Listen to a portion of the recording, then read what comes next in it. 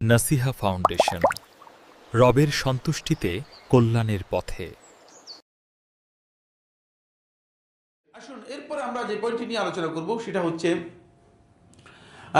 আমরা এতক্ষণ পর্যন্ত যে বিষয়টি আলোচনা করলাম সেটা হলো ইসলামী আকীদার মূল ভিত্তি যেগুলো আছে, ইসলামী আকীদার মূল ভিত্তি নিয়ে আমরা আলোচনা করি। ইসলামী আকীদার সাথে মানে বর্তমানে ইসলামী আকীদার সাথে মৌলিক যে বিষয়গুলো নিয়ে আমাদের মানে আলোচনা আসবে, এর আগে এই ইসলামী আকীদার যে উৎসগুলো আছে সেগুলো নিয়ে কথা বলবো।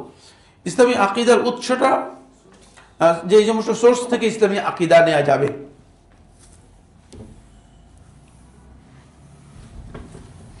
অনেকে মনে করে থাকেন যে ইসলামী আকীদা শুধুমাত্র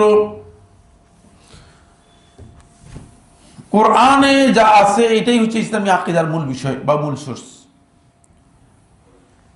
সেই ক্ষেত্রে তারা রাসূলুল্লাহ সাল্লাল্লাহু আলাইহি ওয়াসাল্লামের হাদিসকে গ্রহণ করেন না।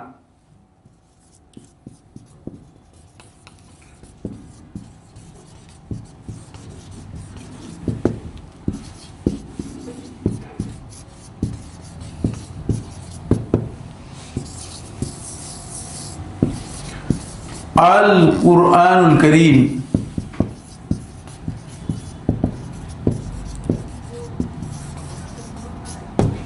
ইসলামী আকীদার মূল উৎসের মধ্যে প্রথম আসবে আল কুরআনুল কারীম। কোরআনের যেই বিশ্বাস সেটা আমাদেরকে দিতে হবে, কারণ কোরআনটা আল্লাহ সুবহানাহু ওয়া তাআলা অবতীর্ণ করেছেনই মূলত এই জন্য যে যাতে করে ইসলামের মৌলিক বিষয়গুলো মানুষদের কাছে আল্লাহ তাআলা রাসূল সাল্লাল্লাহু আলাইহি ওয়াসাল্লামের মাধ্যমে জানান। আর এই কারণেই আল্লাহ রাব্বুল আলামিন সূরাতুল হিজরের 9 নম্বর আয়াতের মধ্যে বলেছেন, ইন্না নাহনু নাযালনা যিকর ওয়া ইন্না লাহু লাহাফিজুন। ইন্না নাহনু নাযালনা যিকর, মানে এই জিকির আমরা অবতীর্ণ করেছি। জিকির বলতে কোরআনকে বোঝানো হয়েছে, যে আমরা এর হেফাজত করব, সংরক্ষক বা হেফাজতকারী। সুতরাং কোরআনকে আল্লাহ তাআলা এই কারণেই অবিকৃতি থেকে মানে বিকৃতি হওয়া থেকে কোরআনে কারীমকে আল্লাহ সুবহানাহু ওয়া তাআলা হেফাজত করেছেন। কোরআনের মধ্যে কেউ রদ বদল পরিবর্তন করার ক্ষমতা রাখে না। এর কারণ হচ্ছে কোরআনটা যেহেতু ইসলামী আকীদার মূল উৎস, কোরআন থেকে ইসলামী আকীদা নিতে হবে। 2 নম্বর বিষয় হচ্ছে রাসূলুল্লাহ সাল্লাল্লাহু আলাইহি ওয়াসাল্লামের সুন্নাহ। রাসূল সাল্লাল্লাহু আলাইহি ওয়াসাল্লামের সুন্নাহ বা হাদিস।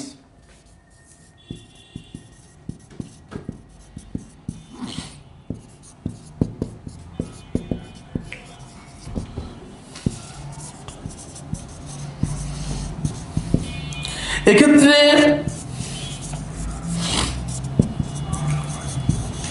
সকল প্রকার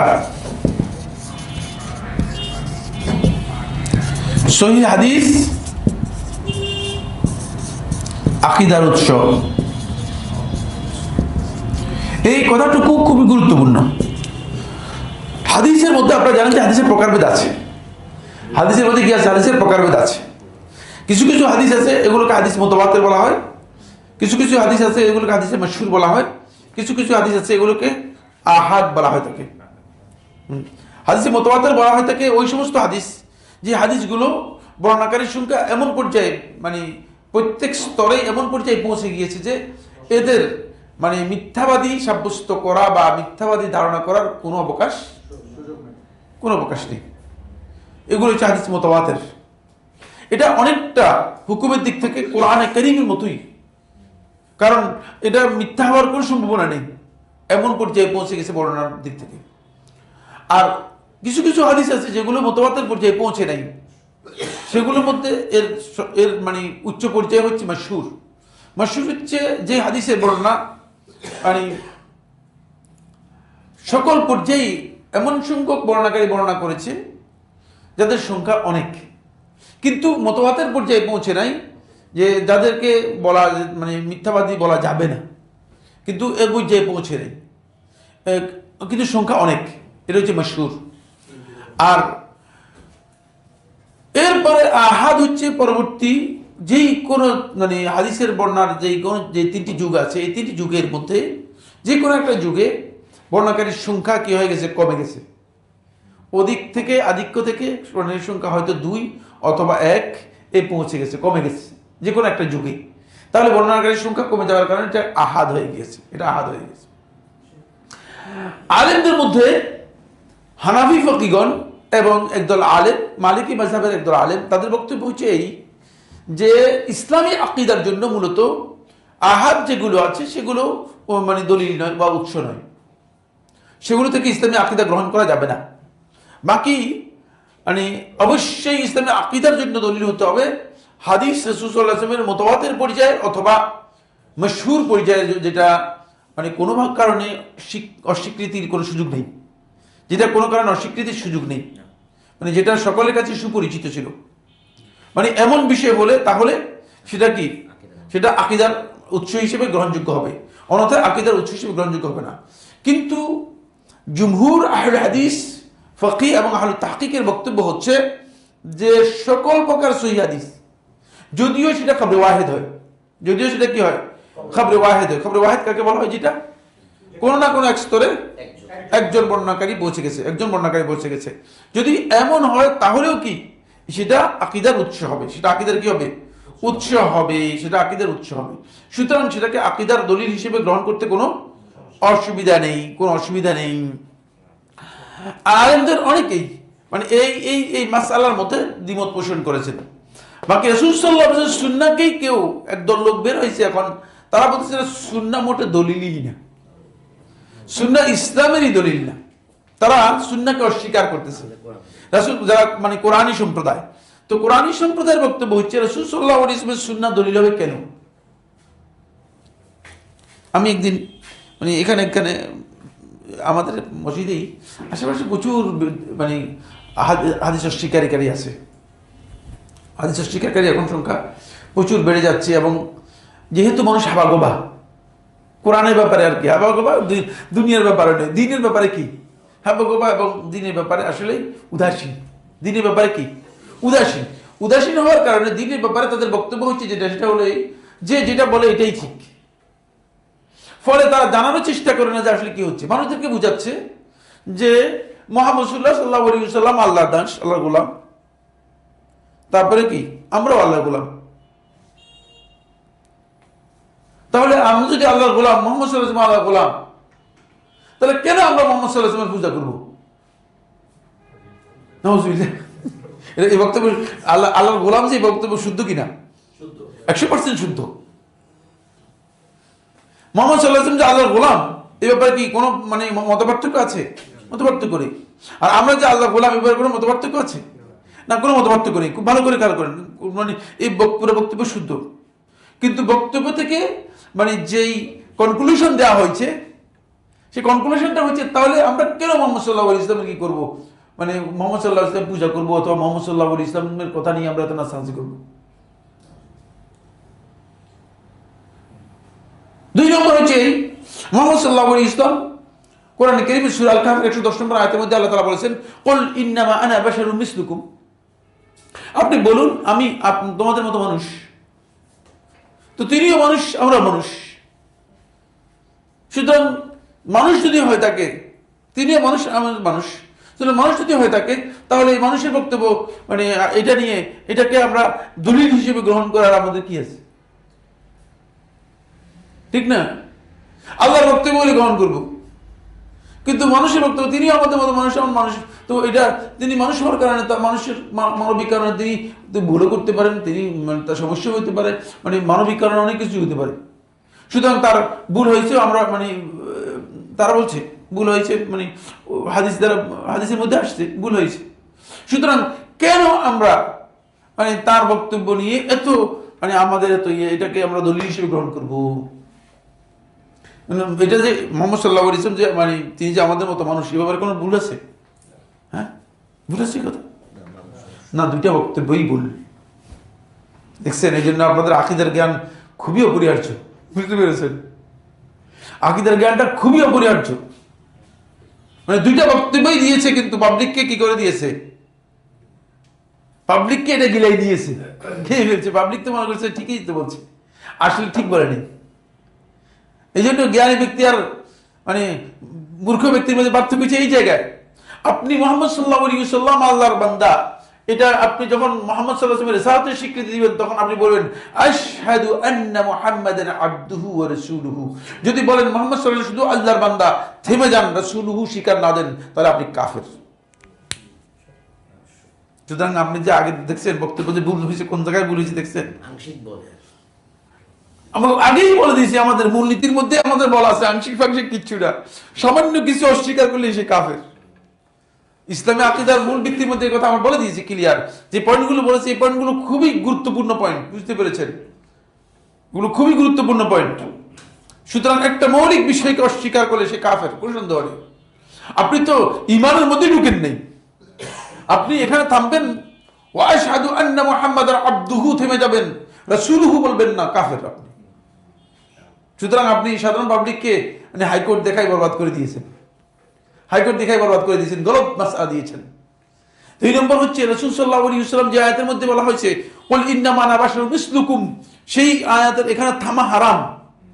ইউহা ইলাই এখানে গিয়ে থামতে হবে, কারণ বাশারুম মিসলুকুম এখানে মৌসুফের পরে সিফাত আসছে বা ইউহা ইলাই, তো মৌসুফ সিফাতের মাঝখানে আপনি কি কারণে পার্থক্য করলেন?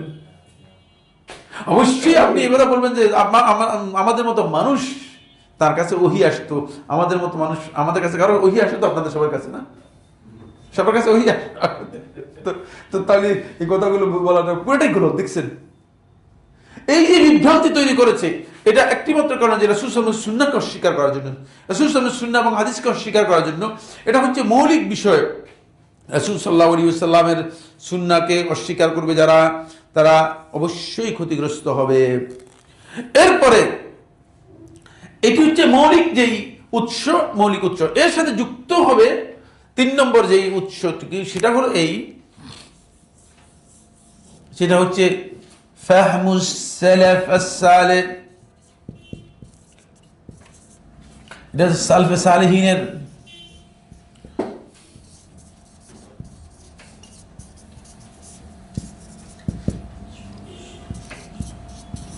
উপলব্ধি বা বুঝ।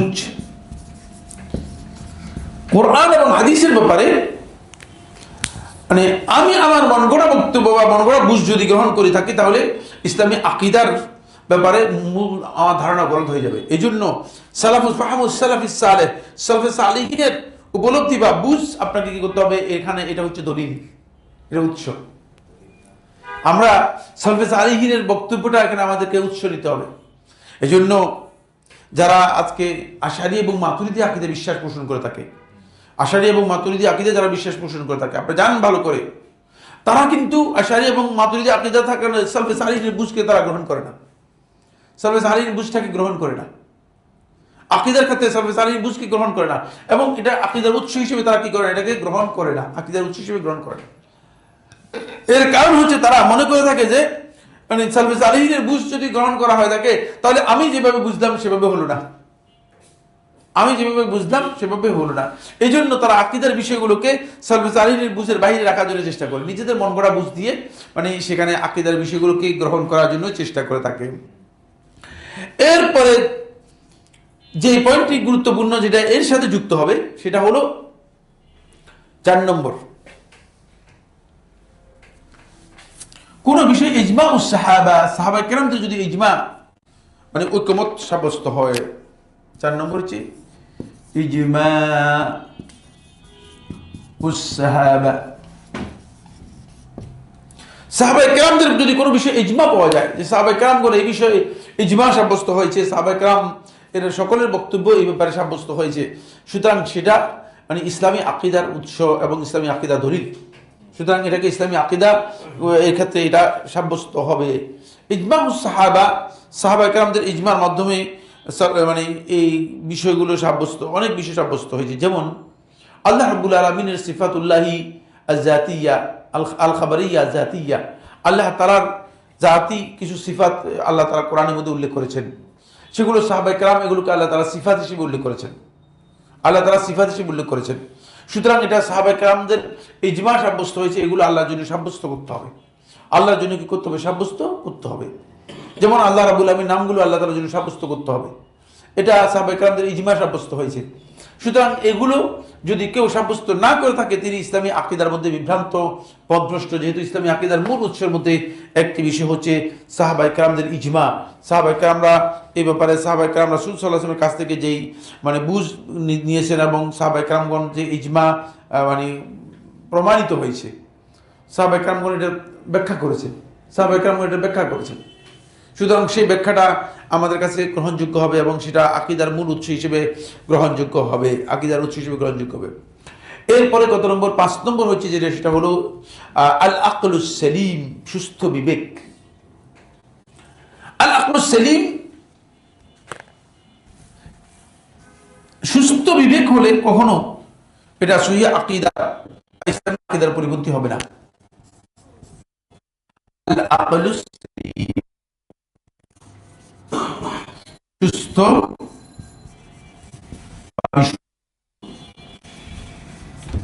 বিবেক।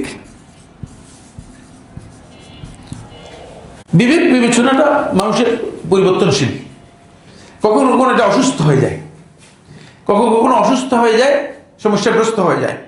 যদি অসুস্থ সমস্যাগ্রস্ত হয়ে যায় তখন এই বিবেক বিবেচনা ভালো কাজ করে না, আপনি সেটাকে বুঝতে পারবেন না। কিন্তু আকলুস সেলিমটা খুবই গুরুত্বপূর্ণ। যদি বিবেকটা আপনার সুস্থ থাকে তাহলে আপনার বিবেকটা ইসলামী আকীদার সাথে কোনোদিন সাংঘর্ষিক হবে না, ইসলামী আকীদার সাথে সাংঘর্ষিক হবে না। মানে আল্লাহ রাব্বুল আলামিন, যদি বলি যে একটি মাসআলা নিয়ে আলোচনা করি, যেমন আল্লাহ তাআলা সর্বত্র বিরাজমান, আর যদি বলি যে আল্লাহ রাব্বুল আলামিন আরশের উপর আছেন, তাহলে দুইটার মধ্যে এখন ইসলামী আকীদা আপনাকে সুস্থ বিবেক দিয়ে প্রমাণ করবে যেটা, সেটা হলো এই, যদি আল্লাহ তাআলা সর্বত্র বিরাজমান হয়ে থাকে তাহলে আল্লাহ রাব্বুল আলামিন মানে সব কিছুর মধ্যে আল্লাহ তাআলাকে প্রবেশ করাটা প্রয়োজন হয়ে যাবে, যেটা আল্লাহ রাব্বুল আলামিনের জাতের সাথে মোটেও যায় না, মোটেও আল্লাহ তাআলা জাতের সাথে যায় না। আল্লাহ রাব্বুল আলামিন মানে এই পৃথিবীর মধ্যে, মানে পৃথিবীর কোন একটি জায়গার মধ্যে আল্লাহ রাব্বুল আলামিন প্রবেশ করবেন, এই কথা বলাটাই আল্লাহ তাআলার শানে মোটেও কি নয়, সঙ্গত নয়, বিবেক দিয়ে মোটেও বোঝা যাচ্ছে না, বোঝা যাবে না, কারণ এটা আল্লাহ তাআলার মহত্বের সাথে সাংঘর্ষিক, আল্লাহ তাআলার বড়ত্বের সাথে সাংঘর্ষিক, আল্লাহ রাব্বুল আলামিনের শ্রেষ্ঠত্বের সাথে সাংঘর্ষিক। না আপনি কি মনে করেন যে আল্লাহ সুবহানাহু ওয়া তাআলা মানে টয়লেটের মধ্যে আল্লাহ তাআলা আছেন, এটা কি বিশ্বাস করবেন? বিশ্বাস করবেন? হ্যাঁ, আপনি বিশ্বাস করবেন যে আল্লাহ রাব্বুল আলামিন আপনার জুতার নিচেও আছেন? যদি সর্বত্র বিরাজমান হয়, খুব ভালো করে খেয়াল করেন, যদি সর্বত্র বিরাজমান হয়, বিবেক আপনাকে এই কথা বলবে, বিবেক দিয়ে আপনি এটা বুঝবেন যে যে আল্লাহ তাআলা সর্বত্র বিরাজমান মানে আল্লাহ তাআলা জুতার নিচেও আছেন। নাউযুবিল্লাহি মিন যালিক। এটা শয়তানের বক্তব্য। যারা আল্লাহ তাআলা সর্বত্র বিরাজমান বলতেছে তাদের বিবেকটা মানে বিকৃত হয়ে গেছে, সুস্থ বিবেকে এই কথা বলার কথা না, আকলে সালিম না, মানে তার বিবেকটা সুস্থ না। সুস্থ বিবেক এটাই বলবে যে আল্লাহ রাব্বুল আলামিন তিনি মানে মুস্তামিন আলা আরশিহি, তার আরশের উপরে আছেন, যেটা আল্লাহ তাআলা কোরআনের মধ্যে বলেছেন। তো আল্লাহ তাআলা সম্পর্কে মানে আল্লাহ তাআলা যে সংবাদ দিয়েছেন সেটা শুদ্ধ হবে না আমি যেটা বলতেছি সেটা শুদ্ধ হবে? তাহলে আমার সুস্থ বিবেকটা কোথায়? মানে আমার সম্পর্কে আমি যেটা বলতেছি মানে এটাই শুদ্ধ হবে না আপনি যেটা বলতেছেন সেটা শুদ্ধ হবে? সুস্থ বিবেক বলবে যে আমি যেটা বলতেছি সেটাই শুদ্ধ হবে, ঠিক না? এটা হচ্ছে সুস্থ বিবেকের বক্তব্য। সুস্থ বিবেকের বক্তব্য হচ্ছে আমি যেটা বলতেছি আমার সম্পর্কে সেটাই কি হবে, সঠিক হবে। কিন্তু আপনি বলতেছেন না, আপনি যেটা আপনার সম্পর্কে বলতেছেন এটা শুদ্ধ না, আমি যেটা বলতেছি এটা শুদ্ধ। এটা অসুস্থ বিবেকের বক্তব্য। এবং এই আশআরী, দেওবন্দি, মাতুরিদি আকীদার যারা অনুসারী রয়েছে তারা সবাই এ ব্যাপারে বিকৃত আকীদার মানে বিশ্বাসী। তাদের মানে আকলুস সালিম, সুস্থ বিবেক এটা বলতেছে না যে তাদের সুস্থ বিবেক হচ্ছে যে আল্লাহ সর্বত্র বিরাজমান। আরে বাবা, আল্লাহ সর্বত্র বিরাজমান আমি কিভাবে? একটু সুস্থ বিবেক দিয়ে চিন্তা করে যে আল্লাহ তাআলা সর্বত্র বিরাজমান হতে পারেন কিনা। এটা তো আল্লাহ তাআলার শানের সাথে, আল্লাহ তাআলার মহত্বের সাথে একেবারে সাংঘর্ষিক, একেবারে সাংঘর্ষিক। আর দ্বিতীয়ত আল্লাহ তাআলা নিজের পরিচয় এইভাবে করেননি। আল্লাহ তাআলা নিজের পরিচয় দিয়েছেন, আল্লাহ তাআলা বলছেন যে মুস্তামিন আলা আরশিহি। তারপরে তারা যখন সর্বত্র বিরাজমান বলেছে তখন সালফে সালেহিন আহলুস সুন্নাহ ওয়াল জামাআহ বলেছেন যে তাহলে এটাকে পরিচয় করার জন্য আরেকটি গুরুত্বপূর্ণ দিক রয়েছে, সেটা হলো এই বাইনুম মিন খালকিহি, তিনি তার সৃষ্টি থেকে সম্পূর্ণ আলাদা। সৃষ্টির মধ্যে আল্লাহকে ঢুকাবেন না। কেউ কেউ বলছে যে আল্লাহ মানুষের অন্তরের মধ্যে, মুমিনের অন্তরের মধ্যে আছে, নাউযুবিল্লাহি মিন যালিক। এটা আল্লাহ সম্পর্কে একটা বিভ্রান্তকর আকীদা। আল্লাহ রাব্বুল আলামিন কেন মানুষের অন্তরের মধ্যে ঢুকবেন? আল্লাহ তাআলা মানুষের অন্তরের মধ্যে ঢুকার কোনো প্রশ্নই আসে না। আল্লাহ তাআলা মানুষের অন্তরের মধ্যে ঢুকবেন না। সুতরাং আল্লাহ সুবহানাহু ওয়া তাআলা মানে বাইনুন আন খালকিহি মিন খালকিহি, তিনি তার সৃষ্টি থেকে সম্পূর্ণ কি, সম্পূর্ণ মানে মুক্ত, সম্পূর্ণ আলাদা। এটা আল্লাহ সম্পর্কে আমাদেরকে আকীদা। এটা হচ্ছে এই 5টি হচ্ছে মূলত ইসলামী আকীদার মূল উৎস। নাসিহা ফাউন্ডেশন, রবের সন্তুষ্টিতে কল্যাণের পথে।